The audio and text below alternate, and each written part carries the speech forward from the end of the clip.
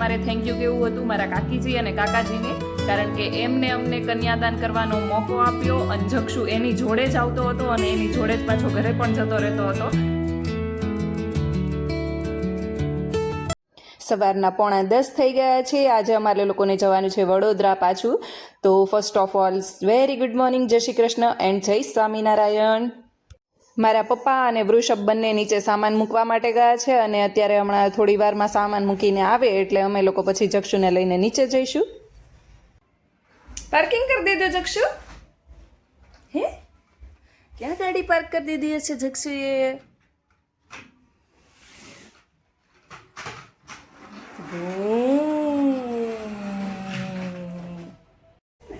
મારો જક્ષુ ક્યારે આવીશ બટાવે? પાછો ક્યારે આવીશ?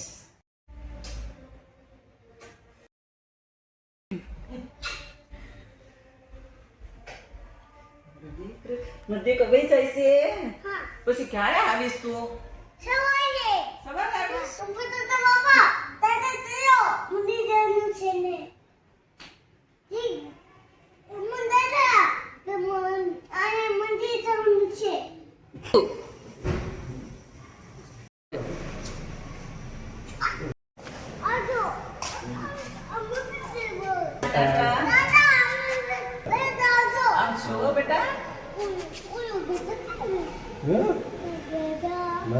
लेके आओ। हाँ बैठो પછી मोटर बाइक में बैठ। मैं अभी बाइक लेके आऊँ, मैं आता हूँ बाइक लेके।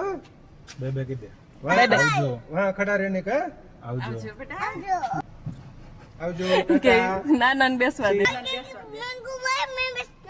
हाँ बाइक नहीं, बाइक लेने आवे हमणा ना लगता है ठंडा ठंडा। हाल जल्दी आओ। છોકરાઓ તો ભાવ જુએ, જે એને સાચવે અને રમાડે અને કંઈ પણ લઈ આપે એની સાથે જ એને મજા આવે.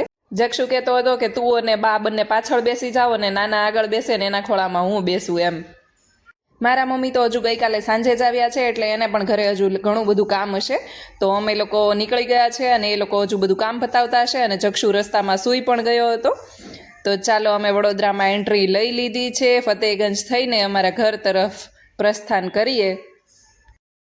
ફાઇનલી અમે લોકો ઘરે આવી ગયા છે અને અત્યારે હું સ્પેશિયલ વિડીયો શૂટ કરવા માટે બેઠી છું, કારણ કે મારે ઘણા લોકોને થેન્ક યુ અને ઘણી વાત તમારા સુધી પહોંચાડવી હતી. મારા કાકાજી અને મારી કાકીજીનો હું આભાર માનવા માંગુ છું કે એમની દીકરી પ્રિયંકાબેનનું કન્યાદાન કરવાનો મોકો એને મને અને વૃષભને આપ્યો. જો કે આટલી નાની ઉંમરે કન્યાદાન કરવાનો મોકો કોને મળે? અને મારે તો હજુ જક્ષુ નાનો છે અને ભવિષ્યમાં મને કન્યાદાન કરવાનો મોકો મળે કે ના મળે, પરંતુ આ ઉંમરે મને કન્યાદાન કરવાનો મોકો મળી ગયો એ બદલ હું એ બંનેની આભારી રહીશ. કન્યાદાન એ પવિત્ર અને ખૂબ જ જવાબદારી ભર્યું કામ કહેવાય આમ તો, પરંતુ મને ગર્વ છે કે અમને કન્યાદાન કરવાનો મોકો મળ્યો અને હું પ્રાર્થના કરું છું ઈશ્વરને, સ્વામિનારાયણ ભગવાનને, કે અમારા જે પ્રિયંકાબેન છે અને અમારા જે જમાઈ છે એમનું જીવન હંમેશા સુખી, સમૃદ્ધ અને પ્રેમથી ભરેલું રહે. બીજું થેન્ક યુ મારે મારા પપ્પાને કહેવું હતું, કારણ કે પ્રસંગ તો મારા સાસરીમાં હતા, પરંતુ મારા છોકરા એટલે કે જક્ષુને એમણે બધા જ પ્રસંગની અંદર સાચવ્યો. માંડવો હોય, ગરબા હોય કે પછી લગ્નવિધિ હોય, એમાં અમે લોકો કન્યાદાન કરવા બેઠા હતા એટલે માંડવામાં જોઈએ અમે લોકો મોટા ભાગે જક્ષુ ઉપર ધ્યાન ના આપી શકીએ, એટલે મારા પપ્પા અખંડ આમ તો કહી શકીએ કે જક્ષુ એની જોડે જ આવતો હતો અને એની જોડે જ પાછો ઘરે પણ જતો રહેતો હતો, એટલે અમારે લોકોને જક્ષુની બિલકુલ પણ ચિંતા ના કરવી પડી. એટલા માટે પપ્પા તમને ખૂબ ખૂબ આભાર. ત્રીજું થેન્ક યુ મારે મારા મમ્મીને કહેવું હતું કે ઘણા પ્રસંગ એવા હતા કે જ્યાં અમે જક્ષુને નહોતા લઈ ગયા, કારણ કે અમારે એક જગ્યા પર રહેવું એ મતલબ થોડી વાર અહીંયા જવાનું હોય, થોડી વાર ત્યાં જવાનું હોય, એટલે જક્ષુનું ધ્યાન ના રાખી શકીએ. તો અમે જક્ષુને ઘરે મૂકીને જ જતા હતા. જેમ કે લગ્ન લખવાની વિધિ હોય, છાબ લઈને જવાનું હોય, છાબ લઈને આવવાના હોય, એટલે અહીંયાથી ત્યાંથી અહીંયા બધી દોડાદોડી રહેતી હોય, એટલે જક્ષુને નહોતા લઈ ગયા. તો મારા મમ્મીએ જક્ષુને સવારે ઉઠવાથી લઈને ખવડાવવું, સુવડાવવું, કપડાં પહેરાવવા, નવડાવવું એ બધી જ જવાબદારી મારી મમ્મીએ લીધી હતી અને સારી રીતે એનું ધ્યાન પણ રાખ્યું. મારા સાસરીમાં પ્રસંગ હોય તો મારા પપ્પાની જવાબદારી ના બને કે એ સ્પેશિયલી એના માટે આવે કે મારા છોકરાઓને સાચવી શકે. પરંતુ મને આજે પણ યાદ છે કે જ્યારે ગયા વર્ષે મારા કાકાના છોકરાના મેરેજ હતા ત્યારે હું અને મારી બેન, એટલે દીકરીઓ તો આમ તો ફ્રી જ હોઈએ, કોઈ પણ પ્રસંગ હોય એટલે જેના ત્યાં મેરેજ હોય એની દીકરીઓ બધી ફ્રી જ હોય.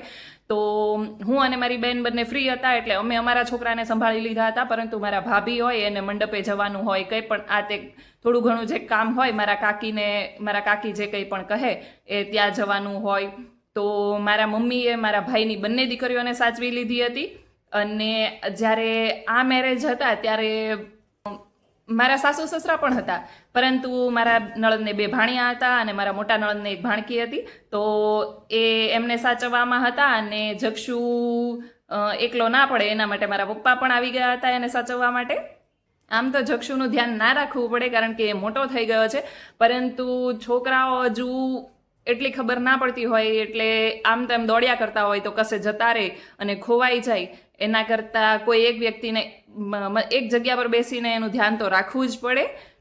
મા બાપ તો નાની નાની વાતોમાં પણ ખુશ થઈ જતા હોય છે, એટલે જે કાર્ય એમણે કર્યું એના માટે એમને ક્રેડિટ દેવું ખૂબ જ જરૂરી છે. જો કે એ લોકો તો એનો શ્રેય લેશે નહીં કે અમે તમારા માટે આટલું કર્યું, પરંતુ હું એમને ખૂબ જ દિલથી થેન્ક યુ કહેવા માંગુ છું. અને લાસ્ટમાં મારે 2 વ્યક્તિઓને પણ બીજું ધન્યવાદ કરવાનો છે કે એક તો છે મારા હસબન્ડ, જેમણે મને સપોર્ટ કર્યો. કે નહીતર એવું બનતું હોય કે આપણે તો બધી વિધિઓમાં ને આમાં તેમાં એમાં કામમાં રહેતા હોઈએ, એટલે ઘણા હસબન્ડ એવા હોય કે એવું કહે કે તું આમાં ધ્યાન દે ને, તું વિડીયો શું કામ શૂટ કરે છે કે પછી એ બધું. તો મારા હસબન્ડે મને ફૂલ સપોર્ટ કર્યો અને ઘણા વિડીયો એવા પણ હતા કે એમણે શૂટ કર્યા. મને ફૂલ સપોર્ટ કરવા માટે એમનો પણ ખૂબ ખૂબ આભાર. લાસ્ટમાં હું થેન્ક યુ કહેવા માંગુ છું મિલનભાઈનો, કે જેમણે મને મેરેજમાં ઓલમોસ્ટ મંડપ વિધિના અને લગ્નના દિવસના બધા જ વિડીયો શૂટ કરી આપ્યા. એ છે મારા મોટા સસરાના દીકરા મિલનભાઈ. જે દિવસે હું અને વૃષભ બંને માંડવે બેસવાના હોઈએ એ દિવસે હું અને વૃષભ તો ઓબ્વિયસલી વિડીયો શૂટ ના કરી શકીએ, બાકી તો અમે કરી લઈએ. પરંતુ જ્યારે અમે પોસિબલ ના હોય આ બધી જ મેમરીઝને કેપ્ચર કરવાનું, ત્યારે મિલનભાઈએ અમને સપોર્ટ કર્યો. કે મેં એમને કીધું હતું કે મિલનભાઈ તમે અમને વિડીયો શૂટ કરી આપજો. મને ખુશી ખુશી બધા વિડીયો શૂટ કરી આપ્યા, એ માટે તમારો ખૂબ ખૂબ આભાર. ચાલો, તો હજુ ઘણા બધા કામ છે, બહુ બધો સામાન લાવ્યા છે, એ બધું પણ ઠેકાણે પાડવાનું છે. પ્રિયંકાબેન અને પંકજભાઈ બંનેના મેરેજના વિડીયો બધા જ, એટલે કે વાના રસમ, મંડપ મુહૂર્ત, પછી રાસ ગરબા અને લગ્ન દિવસના બધા જ વિડીયો મારી ચેનલ ઉપર આવી ગયા છે. તમે ના જોયા હોય તો ત્યાંથી જઈને જરૂરથી જોજો એક વખત, તમને પણ મજા આવશે. અને જો વિડીયો ગમે તો મારી ચેનલને સબસ્ક્રાઇબ કરવાનું ભૂલતા નહીં અને મારા વિડીયોને પણ લાઇક કરજો. આ દિવસમાં વધારે કંઈ શૂટ ના કરી શકી કારણ કે કામ જ એટલું બધું હતું.